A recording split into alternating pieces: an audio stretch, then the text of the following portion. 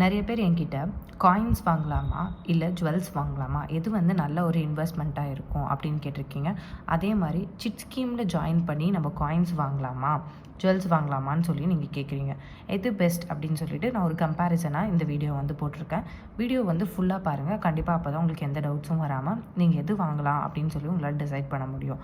Suppose நீங்கள் இப்போ coins வாங்குறீங்க அப்படின்னா அதில் இருக்க பெனிஃபிட்ஸ் ஃபஸ்ட்டு நான் சொல்கிறேன்.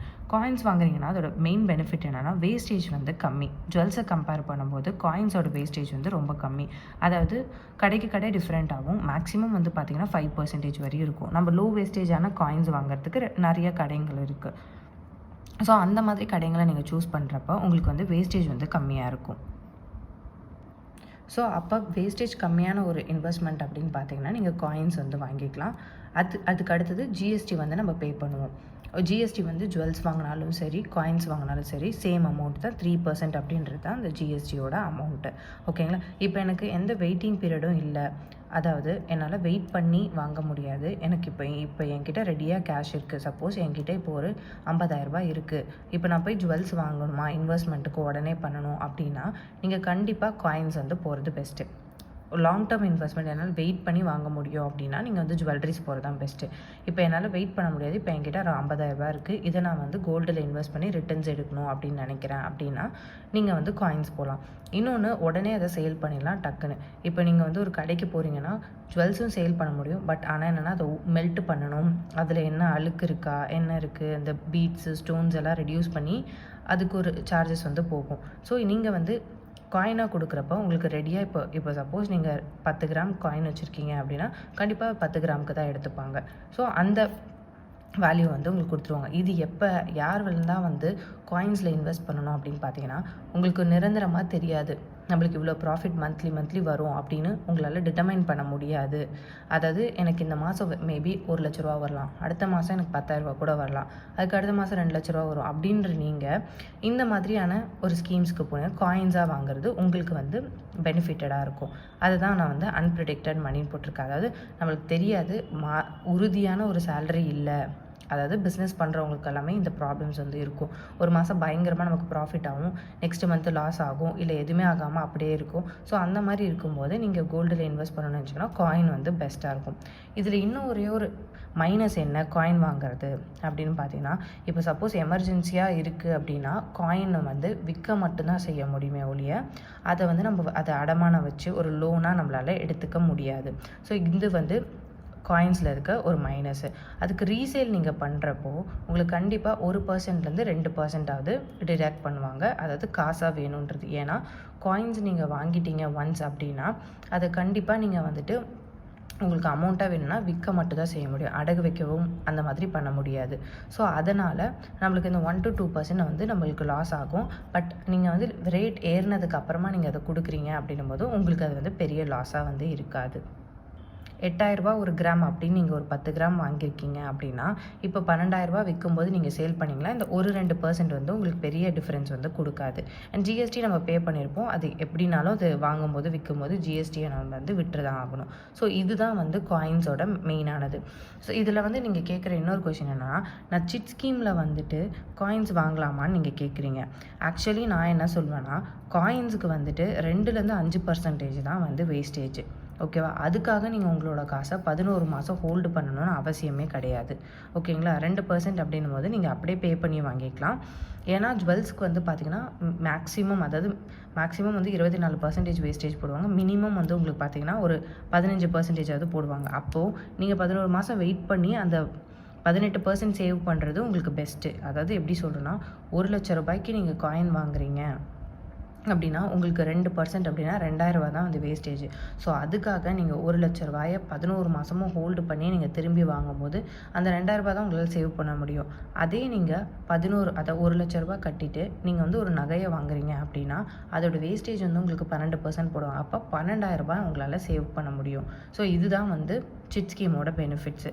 ஓகேங்களா? ஏன்னா காயின்ஸ்க்கு 2%ன்னும் போது நீங்கள் அப்படியே கொடுத்து வாங்கிக்கலாம். இல்லை எனக்கு அந்த வேஸ்டேஜும் எனக்கு அந்த 2% வேஸ்டேஜ் கூட போகக்கூடாது, அதுவுமே எனக்கு பெனிஃபிட்டடாக இருக்கணும் அப்படின்னு நீங்கள் யோசிச்சிங்கன்னா, ஒன் டைம் இன்வெஸ்ட்மெண்ட் வந்து நீங்கள் வந்து பண்ணலாம். அதாவது உங்ககிட்ட இப்போ பல்காக வரும்போது நீங்கள் போய் காயின்ஸாக கடையில் வாங்குவீங்க இல்லையா, அதுக்கு பதிலாக ஒரு 2 மந்த்ஸ் மட்டும் நீங்கள் வெயிட் பண்ணுற மாதிரி இருக்கும். மினிமம் 2 மந்த்ஸ் மட்டும் நீங்கள் வெயிட் பண்ணணும். அதாவது இந்த 1,00,000 நீங்கள் வந்து லலிதா ஜுவல்லரி அந்த கடையில் போட்டிங்கன்னா, எனக்கு மற்ற கடையில் எப்படி தருவாங்கன்னு தெரியல, லலிதாவில் வந்துட்டு 11 மந்த்ஸ் தான் வந்து அந்த ஒன் டைம் இன்வெஸ்ட்மெண்ட்டோட ஃபுல் பெனிஃபிட்ஸும் வேணும்னா நீங்கள் ஜுவல்ஸாக எடுக்கிறதுக்கு. சப்போஸ் நீங்கள் காயின்ஸாக எடுக்கிறீங்கன்னா 2 மந்த்ஸ்லேயே கூட நீங்கள் வந்து எடுத்துக்கலாம். ஏன்னா 2 மந்த்ஸில் எடுக்கும்போது உங்களுக்கு 2% வேஸ்டேஜ் இருக்கிற பொருள் வரையும் நீங்கள் எடுத்துக்கலாம். ஸோ அதனால் நீங்கள் அந்த ஸ்கீமை யூஸ் பண்ணிங்கன்னா உங்களுக்கு எந்த விதமான வேஸ்டேஜும் இல்லாமல் வெறும் ஜிஎஸ்டி மட்டும் பே பண்ணி நீங்கள் வந்து காயின்ஸ் எடுத்துக்கலாம். வெறும் இன்வெஸ்ட்மெண்ட்டுக்குனா இதை வந்து நீங்கள் பண்ணலாம். அதாவது இன்வெஸ்ட்மெண்ட்டுன்றதை நான் எப்படி சொல்கிறேன்னா, திரும்ப உங்களுக்கு மணியாக வேணும், அந்த காசு வந்து எனக்கு திரும்பவும் காசாகவே வேணும், ஜஸ்ட் நான் கொஞ்ச நாள் ஹோல்டு பண்ணி வைப்பேன் அப்படின்னும் போது நீங்கள் காயின்ஸ் போகிறது பெஸ்ட்டு. ஓகேங்களா?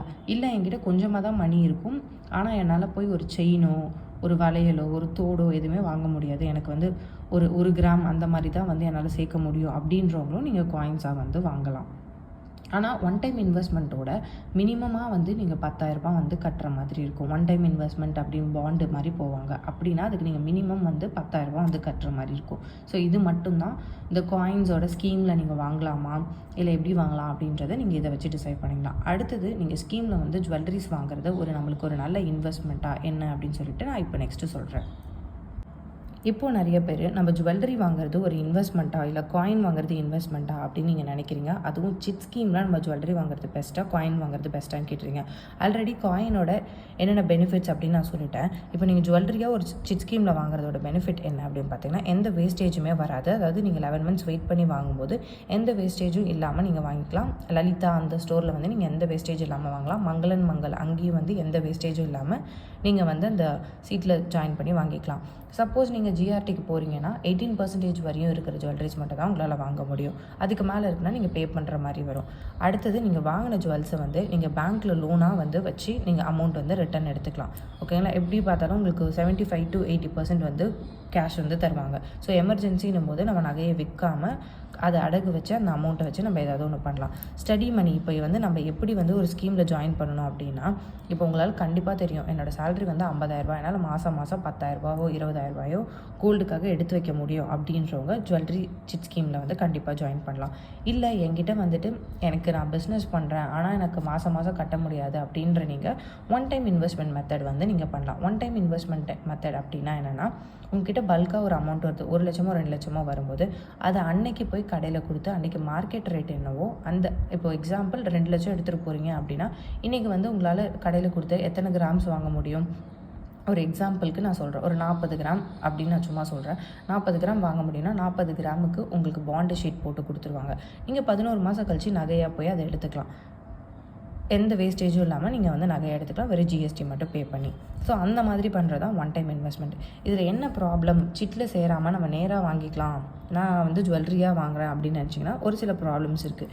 என்னென்னு பார்த்தீங்கன்னா, ஹை வேஸ்டேஜ். இப்போ கண்டிப்பாக நீங்கள் எந்த நகை எடுத்தாலும் 10% வந்து வேஸ்டேஜ் இருக்கும். 10% அப்படின்னு நீங்கள் 2 லட்ச ரூபாய்க்கு இப்போ நகை எடுக்கிறீங்கன்னா 20,000 உங்களுக்கு வந்து லாஸ் ஆகும். நான் சொல்கிறது மினிமம் பர்சன்டேஜுக்கு. சப்போஸ் நீங்கள் எடுக்கிறது ஒரு ஆன்டிக் நகையாக இருந்துச்சு, அதோட ஆன்டிக்கோட வேஸ்டேஜ்லாம் வந்து பார்த்தீங்கன்னா குறைஞ்சது 20% இருக்கும். அப்போ 2 லட்ச ரூபாய்க்கு நீங்கள் நகை எடுக்கிறீங்கன்னா 40,000 ரூபாய்க்கு நீங்கள் வேஸ்டேஜாகவே மட்டுமே பே பண்ணுற மாதிரி இருக்கும். ஓகேங்களா?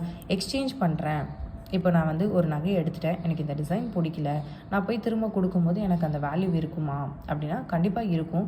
பட் ஆனால் அதில் ஸ்டோன்ஸோ பீட்ஸோ அதெல்லாம் இருந்துச்சுன்னா கழிச்சிட்டு, இல்லை நீங்கள் ரொம்ப நாள் யூஸ் பண்ண நகையாக இருக்குன்னா அது அந்த பவுடர் சோப்ஸ் எல்லாம் நம்ம ரெகுலராக போடுறது அந்த டர்ட்ஸ் எல்லாம் கழிச்சிட்டு எடுப்பாங்க. அப்போ நம்மளுக்கு மேக்ஸிமம் பார்த்தீங்கன்னா, இப்போ நீங்கள் ஒரு 2 பவுன் எடுத்துகிட்டு போகிறீங்க அப்படின்னா 2 கிராம் வந்து உங்களுக்கு கழிச்சிருவாங்க எக்ஸ்சேஞ்ச் பண்ணுறேன் அப்படின்னா. அப்போது உங்கள் 2 பவுன் அப்படின்னா 16 கிராம், 16 கிராமில் 2 கிராம் போயிடுச்சுன்னா 14 கிராமுக்கு தான் நீங்கள் திரும்ப எடுக்கும்போது ஜுவல்லரிஸ் எடுக்க முடியும். அப்போ திரும்ப எடுக்கும்போதும் அந்த ஜுவல்லரிக்கும் நீங்கள் வேஸ்டேஜ் பே பண்ணணும், ஏன்னா புதுசாக தான் நீங்கள் எடுக்கிறீங்க. ஸோ அந்த ப்ராப்ளம் வந்து இதில் இருக்கும். இதுவே நீங்கள் காயினை கொடுத்துட்டு வாங்குறீங்க அப்படின்னா 1% மேக்ஸிமம் 2% டிடக்ட் பண்ணுவாங்க. அதில் ஒன்றும் பெருசாக இருக்காது. இதில் அந்த மாதிரி இருக்கும். அப்புறம் நம்மளுக்கு வந்து ஒரு சிட் ஸ்கீமில் போகிறோம் அப்படின்னா நீங்கள் எந்த டிசைன் வேணாலும் நம்ம வந்து சூஸ் பண்ணிக்கலாம். சப்போஸ் நீங்கள் ரெடி கேஷாக போகிறீங்கன்னாலும் எது வேணாலும் சூஸ் பண்ணலாம். பட் என்னென்னா ஆன்டிக்லாம் சூஸ் பண்ணிங்கன்னா 20% பே பண்ணணும். இப்போ வெறும் இன்வெஸ்ட்மெண்ட்டாக நான் ஜுவல்லரி ஆனால் எனக்கு தேவை, எனக்கு கல்யாணம் இருக்குது, நான் யாருக்காவது நகை செய்யணும், பட் எனக்கு கண்டிப்பாக இது வேணும், இல்லை எனக்கு யூஸ் பண்ணுறதுக்கே நகை வேணும் அப்படின்னா நம்ம கண்டிப்பாக எடுத்து தான் ஆகணும். அப்போ நான் என்ன சொல்வேன், உங்களுக்கு ஒரு பெஸ்ட்டு ஸ்கீமாக இருக்கணும் அப்படின்னு நினச்சிங்கன்னா நீங்கள் வந்துட்டு வேஸ்டேஜ் கம்மியாக இருக்க நகையாக சூஸ் பண்ணுங்கள். ஆன்டிக் போகாமல் கோல்டு ஜுவல்லரிஸ், அதாவது கோல்டு ஃபினிஷில் இருக்குங்களே எல்லோ கோல்டு, அதுலேயே நீங்கள் எடுத்திங்கன்னா உங்களுக்கு வந்து பெனிஃபிட்டடாக இருக்கும். ரொம்ப வந்து வேஸ்டேஜ் கொடுக்காம. சப்போஸ் இப்போ நான் வந்து ஒரு ஆன்டிக் ஆரம் எடுக்கிறேன்னா எனக்கு 20% வேஸ்டேஜ் இருக்கும். அதையே நீங்கள் நார்மல் எல்லோ கோல்டு முன்னாடியெல்லாம் நம்ம யூஸ் பண்ணுவோம் இல்லைங்களா, ஆன்டிக் வரதுக்கு முன்னாடி, அதை சூஸ் பண்ணிங்கன்னா உங்களுக்கு 12% 13% தான் இருக்கும். ஸோ அப்படி பார்த்தாலும் நம்ம ஒரு 8 to 7% சேவ் பண்ணலாம். அதான் 8000 to 7000 1 லட்சத்துக்கு சேவ் பண்ணலாம். உங்களுக்கு திரும்ப கேஷாக வேணும், இப்போ எது பெஸ்ட்டு? இப்போ எப்படின்னா சிட் ஸ்கீமில் வந்து நீங்கள் நகை வாங்கணுமா காயின் வாங்கணுமான்றது இவ்வளோ நேரம் நீங்கள் பார்த்துருந்தீங்கன்னாவே உங்களுக்கு தெரிஞ்சிருக்கும் எது பெஸ்ட்டுன்னு. நான் வந்து சிட் ஸ்கீம் வந்து 11 மாதமாக வெயிட் பண்ணி வாங்குறதுனால கண்டிப்பாக வந்து நகையை தான் வாங்குவேன். இப்போ சப்போஸ் எனக்கு காயின்ஸ் வேணும் 0 வேஸ்டேஜில் அப்படின்னா நான் கண்டிப்பாக வந்து ஒன் டைம் இன்வெஸ்ட்மெண்ட் வந்து போவேன். இப்போ உங்களுக்கு திரும்பவும் அதே மாதிரி நான் கடைசி வரையும் நான் தங்கமாகவே தான் நிறைய சேர்க்கணும்னு நினச்சேன்னா நீங்கள் ஜுவல்லரிஸ் போகலாம். ஓகேங்களா? இல்லை நான் வந்து நடுவில் வந்து எனக்கு ஏதாவது எமர்ஜென்சி அப்படின்னா நான் கொடுத்துட்டு மாற்றிப்பேன், அப்போ எனக்கு பெருசாக லாஸ் ஆகக்கூடாது அப்படின்னீங்கன்னா நீங்கள் வந்து காயின்ஸ் போகிறது உங்களுக்கு பெஸ்ட்டு. ஏன்னா பணமாக கொடுக்கும்போது உங்களுக்கு 1% மட்டும்தான் இது ஆகும். ஸோ அதனால் நம்ம இது வந்து போய்க்கலாம். இல்லை எனக்கு வந்து ஃபங்க்ஷன்ஸ்க்கு வியர் பண்ணுறதுக்கு எனக்கு வேணும், இன்னொருத்தவங்களுக்கு கொடுக்கணும், நான் வந்து ஜுவல்ஸாகவே யூஸ் பண்ணணும் அப்படின்னு நினச்சின்னா சிட் ஸ்கீம் வந்து நீங்கள் 11 மந்த்ஸும் வெயிட் பண்ணி வாங்கிக்கலாம். ஸோ இதுதான் இதோட கன்க்ளூஷன். இதுக்கப்புறமா உங்களோட முடிவு தான். அதாவது நான் காயின்ஸ் வாங்கணுமா ஜுவல்ஸ் வாங்கணுமா, சிட் ஸ்கீமில் சேர்ந்து வாங்கலாமா, இல்லை ஒன் டைம் இன்வெஸ்ட்மெண்ட் மெத்தடில் போய் வாங்கலாமான்றதெல்லாம் நீங்கள் டிசைட் பண்ணுறது. நான் எல்லாத்தோட டீட்டெயில்ஸுமே கிளியராக சொல்லிட்டேன். உங்களுக்கு இதை தாண்டி வேறு ஏதோ டவுட்ஸ் இருக்குது, வேறு எதை பற்றி தெரிஞ்சுக்கணுன்னா எனக்கு கமெண்ட் பண்ணுங்கள். கண்டிப்பாக நான் வந்து அதில் ஹெல்ப் பண்ணுறேன். அண்ட் தேங்க்ஸ் ஃபார் வாட்சிங்.